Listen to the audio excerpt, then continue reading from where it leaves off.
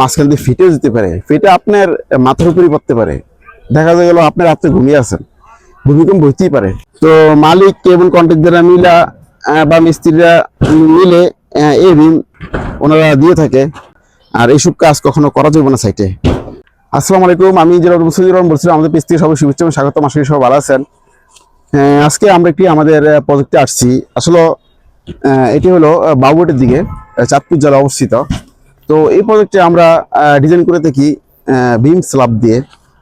তো আমরা এখানে এসে দেখি প্রথম তলো চারদিকে বিম দিচ্ছে, মাঝখানে ফ্ল্যাট করছে, যেটাকে মিস্ত্রিদের ভাষায় কনসেল বিম বলে। তো আমরা কনসেল বিম আমরা ডিজাইন করি না, এবং এটা সবাইকে আমরা নিষেধ করি এই বিমটা যেন না দেয়। এই বিমটা একটা বিল্ডিং এর জন্য কিন্তু অনেক ক্ষতিকর।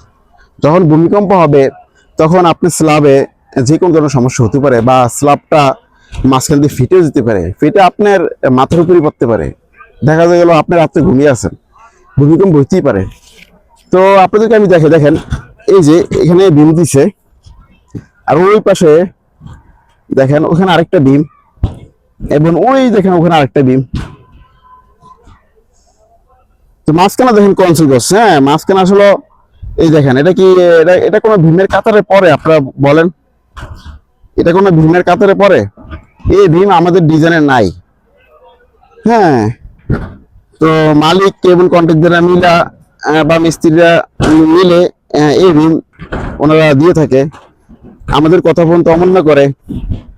তো যেখানে আসলে ইঞ্জিনের কথা যদি মূল্য না থাকে তাহলে থাকে, তো সেখানে আমি মনে করি ইঞ্জিনিয়ারদেরকে এই সাইটে ভিজিট করে এনে তাদেরকে টাকা দিয়ে, আমাদেরকে টাকা দিয়ে কোনো লাভ হয় দরকার নাই। তো আপনারা অবশ্যই যদি ইঞ্জিনিয়ার যেভাবে ডিজাইন করছে আপনারা সেভাবে বিম স্ল্যাব দেওয়া, সেই ডিজাইন অনুযায়ী কাজ করার চেষ্টা করবেন। নিজ ইচ্ছে কখনো ডিজাইন পরিবর্তন করবেন না।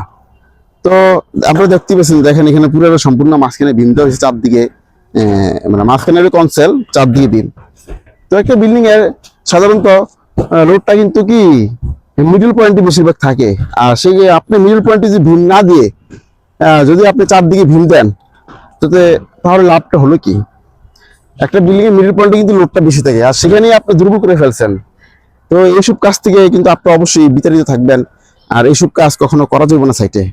তো বাড়ির মালিকরা যারা প্রবাসী আছেন, এটা প্রবাসী ভাইয়ের বাড়ি, তো আপনি অনেক কষ্ট করে টাকা ইনকাম করেন, আর সেই টাকা যদি সঠিকভাবে ব্যবহার না করেন তাহলে এই টাকার কোনো মূল্য নাই। এত কষ্ট করে এবং এই ভবনে থাকবেন আপনি থাকেন আর ভাড়াটে থাকুক, সবারই কিন্তু জীবন আছে। একটা বিল্ডিং কিন্তু প্রবলেম হলে কিন্তু অনেকগুলো জীবন কিন্তু হাতছানি দিবে। তো এই বিষয়ে কিন্তু সবাই অবশ্যই সতর্ক